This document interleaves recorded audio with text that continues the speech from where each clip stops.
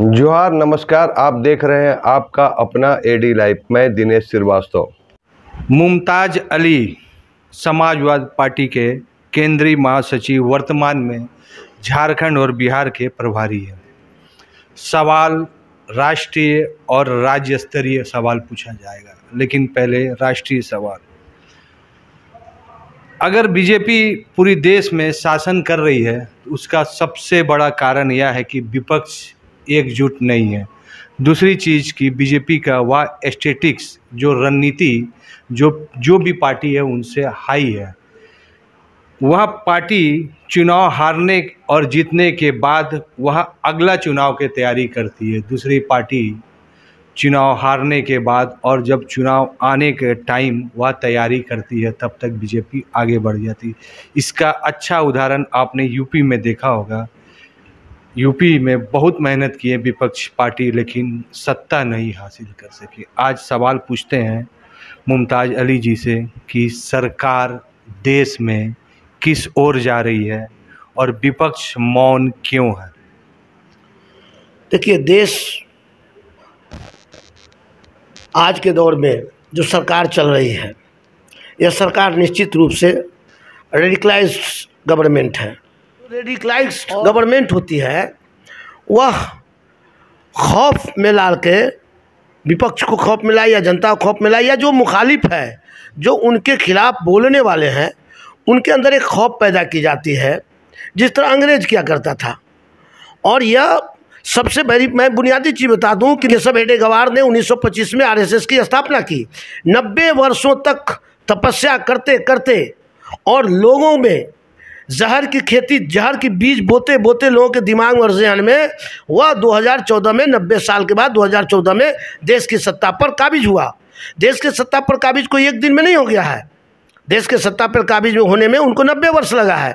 तो 90 वर्षों की उनकी खेती है। वह खेती यह है कि देश प्रगति करे अथवा न करे, एक व्यक्ति प्रगति कर रहा है, एक पार्टी भी प्रगति नहीं करे, एक व्यक्ति प्रगति कर रहा है, और एक व्यक्ति के इशारे पे देश के 2 भागों में बांटने की कोशिश हो रही है। वह भाग है धर्म के आधार पे वोटों की बंटवारा हो रही है, और धर्म के आधार पे जो समाज बढ़ता है, धर्म के आधार पे जो देश बढ़ता है, धर्म के आधार पर जो समाज रास्ते पे चलता है, वह समाज तबाह बर्बाद हो जाता है, और वह देश भी बर्बाद हो जाता है। वह देश कभी तरक्की नहीं करता जो धर्म के आधार पे सत्ता हासिल करता हो। बहुत अच्छा बात बोले, लेकिन आपको किसान आंदोलन विपक्ष को आईना दिखा चुका।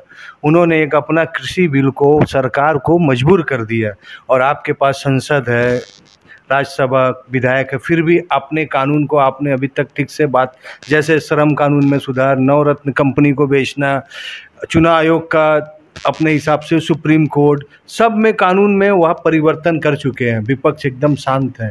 हमें लगता है कि विपक्ष उनको एक ठो मौका दे रहा है कि आप अपने काम करते रहिए, हम तो करेंगे। विपक्ष इसमें वह भूमिका नहीं निभा रहा जो निभाना चाहिए। देखिए, मैं फिर आपको एक बार ले जाना चाहता हूँ इतिहास में। पूरी दुनिया का इतिहास खंगाल के देखिएगा तो ये भारत में जो अभी सरकार हमारी चल रही है, यह सरकार कोई नई इतिहास नहीं बनाने जा रही है। इस तरह के इतिहास है, पूरी दुनिया का वर्ल्ड हिस्ट्री है, विश्व का इतिहास है कि निकोलस जार लगातार सत्ता में बना रहता था। और निकोलस जार, रूस के क्रांति को दुनिया जानती है कि निकोलस जार पूरी दुनिया में क्रांति फैला के रखा था, और दुनिया उसके मुट्ठी में थी। और जिस दिन एक गरीब का बेटा लेनिनग्राद उठा एक चौराहे से और इनकलाब की आवाज़ दिया, अब पूरा रूस को तबाह और बर्बाद करने वाला निकोलस जार मिट गया। 80 लाख सिविलियन, और मैं ऑन रिकॉर्ड कर रहा हूँ, 80 लाख सिविलियन और 20 लाख आर्मी को मरवाने वाला निकोलस जार का क्या हासिल हुआ कि रूसी क्रांति में ध्वस्त हो गया। एक गरीब का बेटा खड़ा हो गया, सारा विपक्ष खत्म था। एक गरीब का बेटा लेनिनग्राद निकला और रूस के 4 के शासक को, तानाशाह को खत्म करके, और रूस में समाजवाद का पैदा कर दिया। एक बेटा पैदा लेता है, गरीब का बेटा, ब्राह्मण का बेटा चाणक्य, और वह टिकी बांधता है। अब पटना में तानाशाह राजा नंद के खिलाफ खड़ा होता है, और चौराहे पे खड़ा मौर्य वंशज के चंद्रगुप्त को उठाता है और सत्ता के सल्तनत पे शिखर पे बैठा देता है। यहाँ विपक्ष का सवाल नहीं, एक नई इतिहास बनने जा रही है। विपक्ष खड़ा हो ना हो, एक जेपी पैदा लेगा, एक स्वामी सहजानंद सब पैदा लेगा, एक महावीर पैदा लेगा, या एक लोहिया पैदा लेगा, और एक इनकलाबी पैदा लेगा, और इस सल्तनत को ख़त्म कर देगा और समाजवाद के बीज हिंदुस्तान में बोई जाएगी। कब होगा? चंद्रगुप्त फिर आएगा, कोई समय होगा? तब तक तो देश किधर चल जाएगा? हम आपको 2000 वर्ष पहले ले जा रहे हैं। क्या आपको पता नहीं है कि रावण इसी पृथ्वी पर पैदा लिया था, कंस इसी पृथ्वी पर पैदा लिया था, हिरण्यकश्यप इसी पृथ्वी पर पैदा लिया था, दुर्योधन इसी पृथ्वी पर पैदा लिया था, दुशासन इसी पृथ्वी पर पैदा लिया था, इसी पृथ्वी पर निकोलस जार पैदा लिया, इसी पृथ्वी पर मुसोलिनी इटली। लोहिया की भूमि है भारत, जयप्रकाश नारायण राजनारायण की भूमि है भारत, शेख भिखारी और बिरसा मुंडा की भूमि है। यह सावरकर गोलवलकर और गोडसे की भूमि नहीं है। प्रयास हो रही है कि सावरकर गोलवलकर और गोडसे की तस्वीर लग जाए, बाकी तमाम क्रांतिकारियों की तस्वीर हटा दी जाए, लेकिन ऐसा नहीं होगा। एक बार भारत की जमीन से इनकलाब निकलेगी और इनकलाब निकलते हुए जुल्म के शासन को खत्म कर देगी। कांग्रेस पार्टी आपके साथ है विपक्ष में, इधर आपका मायावती है, क्या उनसे टाई अप होगा? अगर आपको देश चलाना तो टाई अप तो करना ही पड़ेगा। निश्चित रूप से आपका सवाल बहुत अच्छा है, लेकिन मैं बार बार आपको इतिहास में ले जाऊंगा। जब अंग्रेज शासन कर रहा था तो आपको याद होगा क्वीन विक्टोरिया ने एक पत्र लिखी थी अपने वायसराय को हिंदुस्तान में कि भारत में शासन करना है तो सबसे पहले तुम बीफ का जो स्लॉटर हाउस है उसका लाइसेंस मुसलमान हिंदू को दो और मुसलमानों को उसमें बीफ एक्सपोर्ट करने के लिए रखो, और जब जाके हिंदुओं लोगों को दिखाओ कि देखो गाय काटने का काम मुसलमान कर रहा है, तो हिंदू देखेगा, विद्रोह होगा।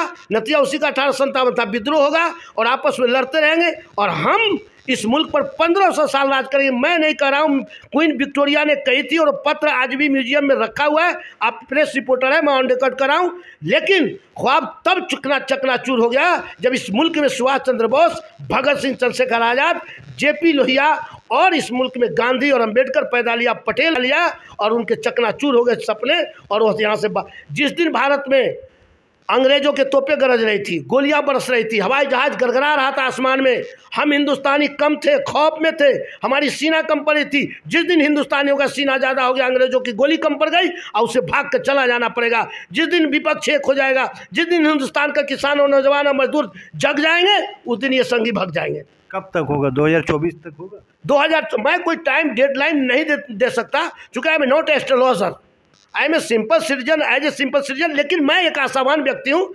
मुझे उम्मीद है कि भारत की धरती ऐसे ऐसे लोगों की पैदा किया कि बुद्ध किसी विद्यालय में नहीं पढ़ने गए, महावीर किसी विद्यालय में नहीं पढ़ने गए, बुद्ध एक वृक्ष के पास बैठता है और ज्ञान प्राप्त करता है। और चाइना जैसे महाशक्ति, जापान जैसे, तिब्बत जैसे, बर्मा जैसे दुनिया के कई देश उसके आदर्शों को अपनाता है। उसी तरह कोई नौजवान पैदा लेगा या कोई महान व्यक्ति पैदा लेगा और इस संघ के जुल्म के शासन, जुल्मी शासन को और जालिमों को मिटा के रख देगा और फिर से इस देश में समाजवाद का आगाज होगा। अखिलेश यादव जी सबसे यंग लीडर, बहुत डायनेमिक, उनका इंटरव्यू भी देखते हैं। क्या कारण है कि वो यूपी को छोड़ नहीं रहे? वो तो नेशनल लीडर बन सकते हैं, प्रधानमंत्री भी बन सकते हैं। यूपी से बहुत प्रेम है ये कि परिवारवाद से?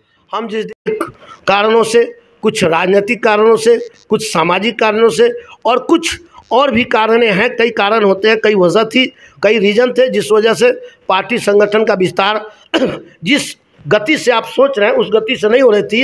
लेकिन एक बात याद रखिएगा, अंत में मैं कह देना चाहता हूँ, गतिशील और प्रगतिशील में फ़र्क है। गतिशील उसे कहते हैं कि स्पीड में इंजन दिल्ली चला गया, पलट के देखा उसके साथ एक भी बोगी नहीं है, डब्बा नहीं है, तो वह अखिलेश यादव गतिशील नहीं है, प्रगतिशील है। वह आहिस्ता आहिस्ता सारे डब्बा को लेकर दिल्ली की तरफ बढ़ रहे हैं और सारे डब्बा एक साथ जाएगा और दिल्ली के सल्तनत में अखिलेश यादव को ही सब लोग नेता मानेंगे। बीजेपी बोल रहे हैं कि भारत को हिंदू राष्ट्र बना देना चाहिए, क्या है सही है? मैं भी चाहता हूं कि जल्दी से हिंदू राष्ट्र घोषित कर दें ताकि उनको समझ में आ जाए कि हिंदू राष्ट्र बनाने से नेपाल आज टुकड़ा टुकड़ा होकर बिखर गया। नेपाल की हालत हुई कि राजा वीरेंद्र को भाग के जर्मनी में शरण लेना पड़ा है। लंका भी उसी रास्ते पे चला था। लंका के राष्ट्रपति को, प्रधानमंत्री को भागते भागते शरण कहाँ लेना पड़ा कि जगह नहीं मिल रही है। साउथ अफ्रीका भी नस्लवाद का शिकार हुआ था। आप प्रेस के लोग हो, साउथ अफ्रीका भी नस्लवाद में चला था बनाने, क्या हुआ? टुकड़ा टुकड़ा बिखर के हो गया। सोवियत संघ, गोरबाचोव पूरे सोवियत संघ को एक नस्लवाद में बदलना चाहता था, टुकड़ा टुकड़ा हो गया। और यूक्रेन, उसके आज सोवियत संघ के, मैं कह रहा हूँ ऑन रिकॉर्ड, 3 लाख लड़कियाँ दिल्ली के सड़कों पे बेश्या बनी हुई है। भारत में 3 लाख रूसी लड़की, सोवियत संघ की लड़कियां बेश्या बन गई। हाल हो गया नस्लवाद की तरफ जाने में। इसलिए याद रखिएगा, नस्लवाद की तरफ, जातिवाद की तरफ, धर्मवाद की तरफ जो देश बढ़ता है वो देश टुकड़ों में बिखर जाता है। और लोहिया की अंतिम बात मैं कह दूं कि लोहिया ने कहा था कि जिस देश का गरीब का दिल टूट जाएगा, जिस देश के नौजवानों का दिल टूट जाएगा, वह देश टूट जाएगा, उसे कोई नहीं बचा सकता। झारखंड और बिहार की, झारखंड की सवाल है कि झारखंड सरकार अभी किस दिशा में जा रही है? विपक्ष उनको मतलब केंद्र जो है हर समय डरा कर रखा हुआ, हेमंत सोरेन कहा जा रहा है। देखिए, झारखंड की सरकार मजबूत है, झारखंड की सरकार चल रही है, झारखंड की सरकार चलेगी। लेकिन प्रोपगेंडा जो होता है, जिसको र्यूमर कहते हैं, जिसको अफवाह है, अफवाह फैला के, यह भारतीय जनता पार्टी जो है, जो आरएसएस है, राष्ट्रीय सेवक संघ है, संख्या इनकी कम है। इनको वोट की प्रतिशत तो देख लिए, इनको वोट 32-31% वोट मिलता है, 31% वोट मिलता है। और हम 31% वोट, हम 69% में हम लोग हैं। तो 69% अफवाह नहीं फैलाता है, 31% अफवाह फैला रहा है। लेकिन अफवाहों से बाजार गर्म होने वाली नहीं है, वह विफल हो गए हैं। झारखंड में हेमंत सोरेन जी की सरकार चल रही है, अफवाहों पे ध्यान न रखते हैं। हम लोग कर्मवीर हैं। जितने लोग हैं बीजेपी के विपक्ष में, आरएसएस के विपक्ष, वो कर्मवीर हैं और वह धर्मवीर हैं। अच्छा, एक अंतिम सवाल, जो बहुत दुखद घटना हुई है झारखंड में, दुमका में, अंकिता जी, उसके लिए आप क्या कहना चाहिए? क्योंकि उसमें लड़के जो है मुमताज का नाम है, क्या है? समाज शाहरुख नाम है। क्या शाहरुख? मुझे क्या समाज को किस दिशा में लेके जा? आपके सवाल का जवाब दूंगा, लेकिन एक सवाल आपसे भी मैं कर दूंगा। मेरा काम तो सवाल पूछना। निश्चित रूप से मेरा भी काम है सवाल का जवाब देना, लेकिन कुछ चीज़ जानकारी। एक बात बताइए, मैं बहुत दुखी हूँ। मेरे दुखी होने से बहुत ज़्यादा कुछ होना जाना नहीं है, लेकिन as a human being, as a मानवीय दृष्टिकोण से, एज ए इंसानी तौर पे मैं बहुत दुखी हूँ। और जो भी इस कुकृत्य को किया है, घृणित काम दरिंदगी किया है, उसे फांसी हो, आजीवन हो, मौत की सज़ा हो, हर हाल में होनी चाहिए निश्चित रूप से। लेकिन तब आप लोग उन लोगों से क्यों नहीं एक बार पूछते हैं कि बिल्किस पर भी बोलो? जब हम अंकिता पर बोलने का आप हमसे कह रहे हैं, तो आप हमसे बिल्किस पर भी सवाल कीजिए। उन लोगों से, हमसे अंकिता पर कर रहे हैं। मैं, अंकिता मेरी बेटी थी, मेरी बहन थी, मैं अंकिता पर बहुत दुखी हूँ, लेकिन बिल्किस पर वो दुखी हैं कि नहीं? और उत्तर प्रदेश में जहाँ शासन है, आप प्रेस के लोगों, अभी एक हरिजन लड़की के साथ बलात्कार हुआ, 17 वर्ष की लड़की के साथ, और उसकी माँ जब थाने में गई FIR कराए, तो उसके माँ के साथ इंस्पेक्टर बलात्कार किया और वो भी जेल में। इन सब सवाल हैं। भारत में सवालों का कमी नहीं है, जवाब देने वाली की कमी है। मैं तो जवाब देने वाले, चूड़ी भेजने वाली मनमोहन सिंह को, आज वो बहन जी कहाँ हैं? आज क्यों नहीं, क्यों खामोश हैं?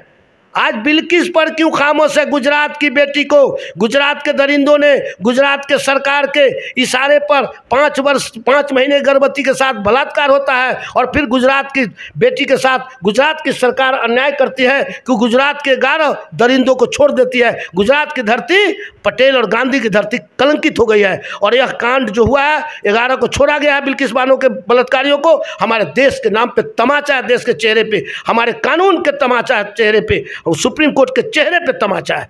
सरकार तो झारखंड में कांग्रेस की है और हेमंत सोरेन की है। गिरफ्तारी हुई, 5 मिनट में गिरफ्तारी हुई, SIT गठन हुआ। जिस गति से कार्य हो रहा है, जिस गति से जांच बैठ रही है, सारी इन्वेस्टिगेटिव एजेंसियां स्पीडली जांच कर रही है, इन्वेस्टिगेट कर रही है। इन्वेस्टिगेशन के बाद स्पीडी ट्रायल होगा, फांसी की सजा होगा। गुजरात में क्या हुआ? गुजरात में बिल्किस के साथ इस टाइप का ट्रायल हुआ, SIT गठन हुआ, सब कुछ हुआ, लेकिन सुप्रीम कोर्ट के कहने पर हुआ। वो तो गुजरात में जब 3 मार्च 2002 में जब दंगे में जो उस बच्ची के साथ बलात्कार हुआ था, वो थाने गई, थाने वाला भगा दिया, सरकार के पास गई, सरकार भगा दिया, SP गया, SP भगा दिया, CBI को दिया गया। तब CBI ने चार्जशीट डाला और पुलिस के रिपोर्ट, पुलिस FIR के बाद पुलिस रिपोर्ट, ये क्लोजर रिपोर्ट सबमिट करती है कोर्ट में कि इनके साथ बलात्कार हुआ ही नहीं, ऐसी कोई घटना। लेकिन CBI जब लगाया गया तो CBI अपने रिपोर्ट में चार्जशीट दाखिल किया, कहा हाँ बलात्कार हुआ, 5 महीने की गर्भवती थी और 3 साल के उसके बच्चे को पटक पटक के मारा गया। उसके गर्भ में 5 महीने के बच्चा था, उसको भी मार दिया गया और उसके साथ बलात्कार हुआ। ऐसे घृणित लोग जब छोड़े जाएंगे तो अमेरिका कह रहा है, लंदन कह रहा है, पूरी दुनिया कह रहा है कि हिंदुस्तान एक ऐसा देश बन गया और हिंदुस्तान के ऐसे शासन चल रहे हैं, हिंदुस्तान में ऐसा व्यक्ति शासन चल रहा है जहां बलात्कारियों को छुड़ा के और माला पहनाया जाता है। मुमताज़ अली, सही में इनको राष्ट्रीय और राज्य स्तरीय और साथ विश्व स्तरीय भी बहुत अधिक नॉलेज है। सवाल इन्होंने बहुत साफ सुथरा और बहुत ही नॉलेजफुल कहा और यह सवाल देश के लिए सोचने के लिए मजबूर कर दे रहा है कि हमारी सरकार, हमारी व्यवस्था और आने वाले भविष्य किधर जा रही है। या तो काम जनता का है। एडी लाइव का वीडियो को लाइक कीजिए, चैनल को सब्सक्राइब कीजिए। एडी लाइव की पूरी टीम की ओर से सभी को धन्यवाद। जोहार।